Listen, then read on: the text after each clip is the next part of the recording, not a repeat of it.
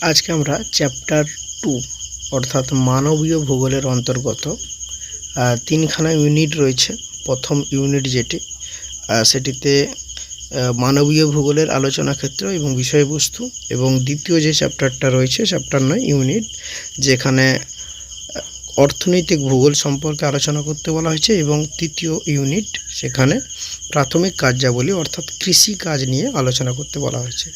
এই চ্যাপ্টারগুলো থেকে অর্থাৎ টোটাল চ্যাপ্টার 2 থেকে কী ধরনের কোশ্চেন আসতে পারে, আমরা একটা ভিডিওতেই মোটামুটি 3টা চ্যাপ্টার রাখছি। যে প্রথম কোশ্চেনটা রয়েছে মানবীয় ভূগোলের আলোচনা ক্ষেত্রের মধ্যে পড়ে। মানবীয় ভূগোল বলতে মানুষ সম্পর্কিত সব। অপশান এতে মানুষ, বিতে মানব উন্নয়ন, সিতে মানুষ পরিবেশ সম্পর্ক, অপশান ডি সবগুলোই। অর্থাৎ এখানে উত্তর হবে সবগুলোই, মানুষ রিলেটেড সব কিছুই কিন্তু মানবীয় ভূগোল আলোচনা করে। দ্বিতীয় কোশ্চেন হিউম্যান জিওগ্রাফি বইটি কার লেখা, তিনি কে? এখানে option A, B, C, D, চারখানা অপশান রয়েছে।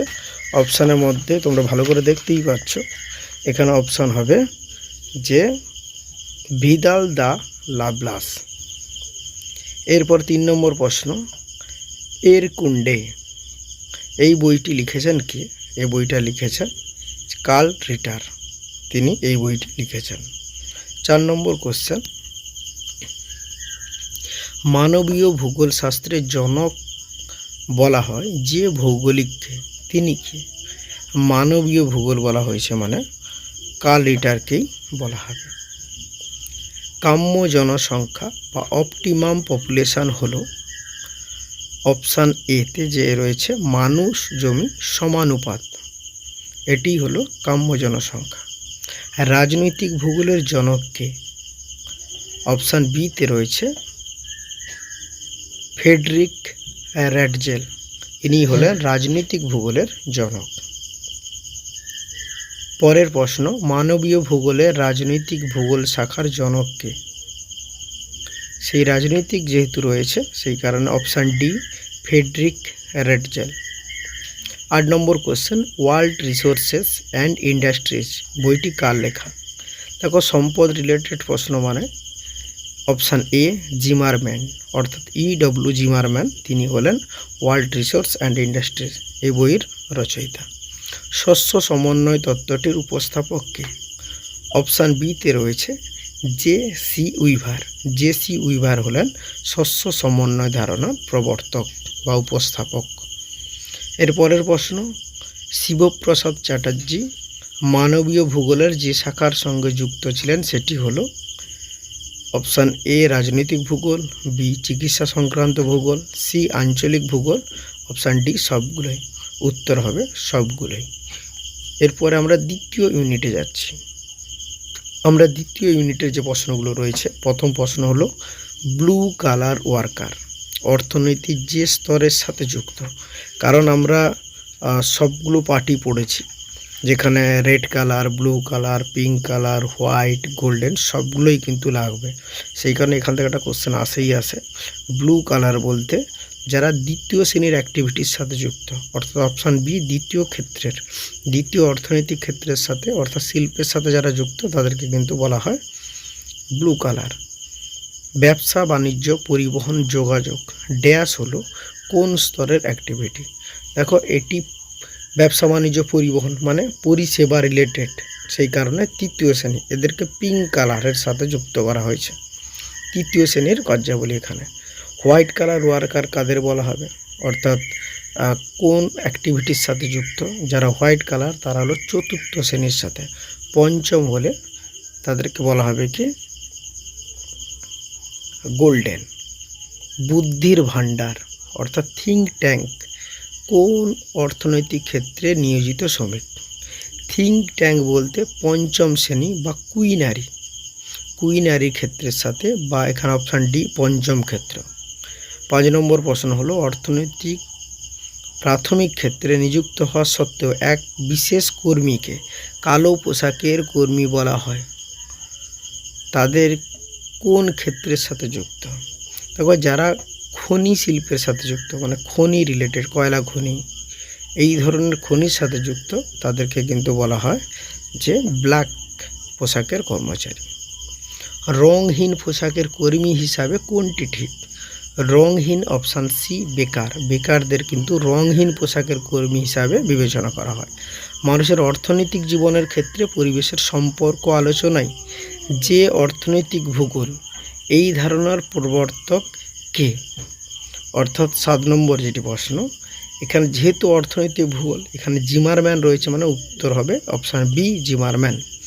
অনুন্নত ও উন্নয়নশীল দেশের অধিকাংশ মানুষের কাজ কি? এদের প্রধানত কাজ কি? কৃষি এবং প্রাকৃতিক সম্পদ সংগ্রহ করাটাই হলো এদের প্রধান অর্থনৈতিক ক্ষেত্র।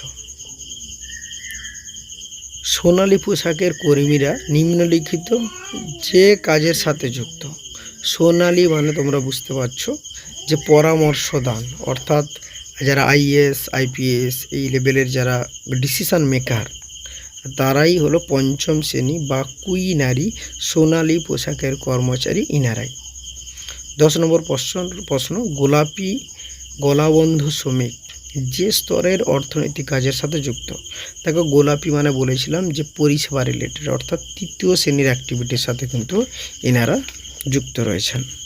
11 নম্বর প্রশ্ন কোনটি প্রাথমিক স্তরের অর্থনৈতিক কাজ? বনজ সম্পদ সংগ্রহ, কারণ প্রথম শ্রেণীর অ্যাক্টিভিটি হলো সমস্ত প্রাকৃতিক থেকে আরোহণ করা রিলেটেড যে সমস্ত কাজ সেগুলো কিন্তু প্রথম শ্রেণীর অ্যাক্টিভিটি। আউটসোর্সিং কোন স্তরের অর্থনৈতিক কাজ? আউটসোর্সিং পঞ্চম শ্রেণীর অ্যাক্টিভিটি, কারণ এখানে মাথা লাগে, শুধু পরিষেবা ভাবলেই হবে না, এখানে মাথার বিকাশ পরামর্শ দানের ব্যাপার আছে, সেই কারণে এটি আউটসোর্সিং। বাইরের দেশের কাজগুলো এখানে করানো বা এখানকার গুরুত্বপূর্ণ কাজ বাইরের দেশ থেকে করিয়ে নেওয়াটাকেই আউটসোর্সিং বলে। এটা পঞ্চম শ্রেণী। কুইনারি গবেষণা এবং উন্নয়ন কোন স্তরের অর্থনীতি কার্যাবলীর অন্তর্গত? অপশান ডি চতুর্থ স্তরের কিন্তু অ্যাক্টিভিটি এটি।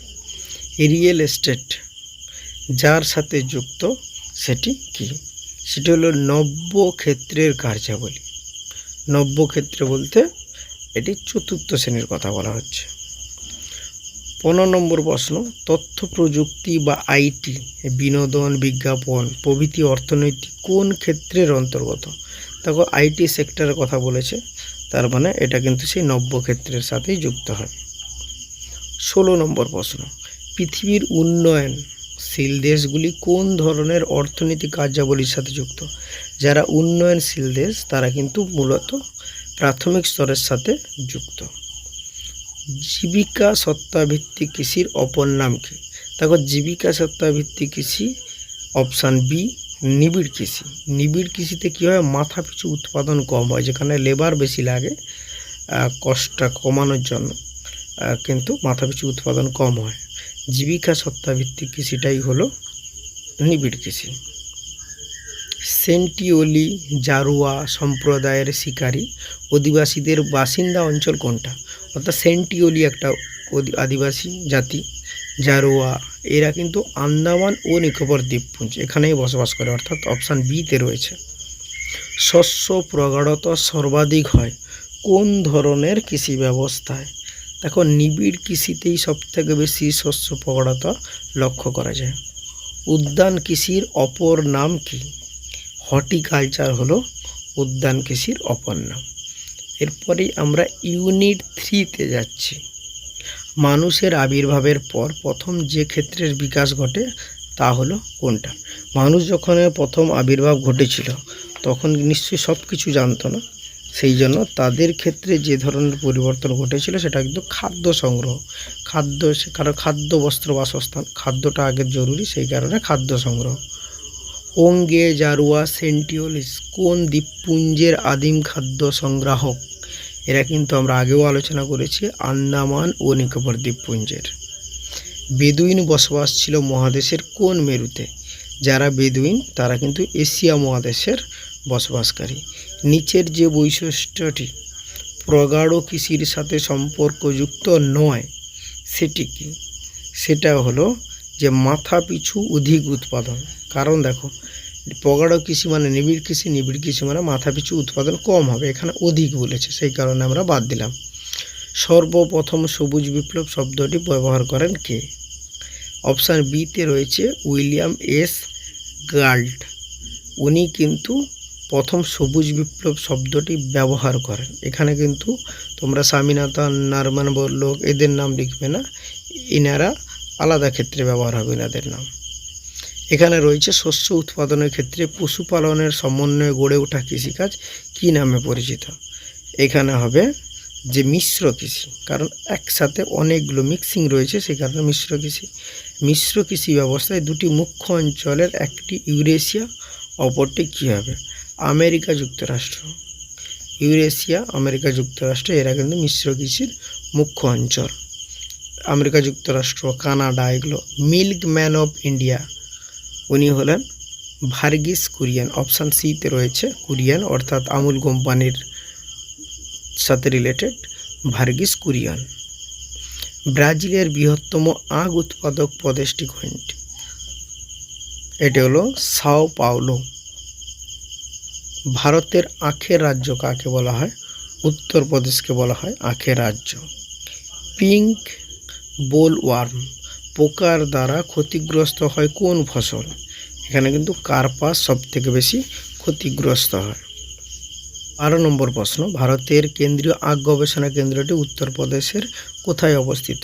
লখনৌ শহরে। অপশান সিতে রয়েছে লখনৌ শহর, সেখানেই কিন্তু আখ গবেষণা কেন্দ্র রয়েছে। জীবন ধারণ ভিত্তিক কৃষি ড্যাক্স অংশগ্রহণ সর্বাপেক্ষা অধিক, অর্থাৎ কার? অপশান বিতে রয়েছে মানুষ, মানুষের অংশগ্রহণ সবথেকে বেশি।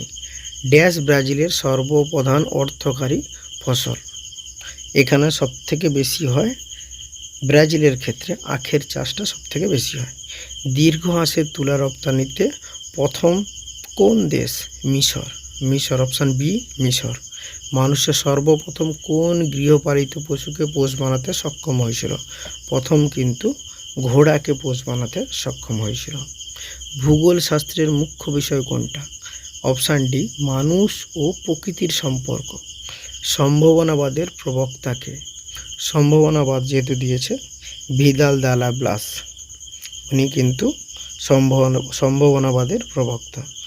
ভূগোল চিন্তা বা ভূগোল চিন্তনের সাথে জ্ঞানচর্চার যে ক্ষেত্রটি নিবিড় সম্পর্ক রয়েছে সেটি হলো দর্শন।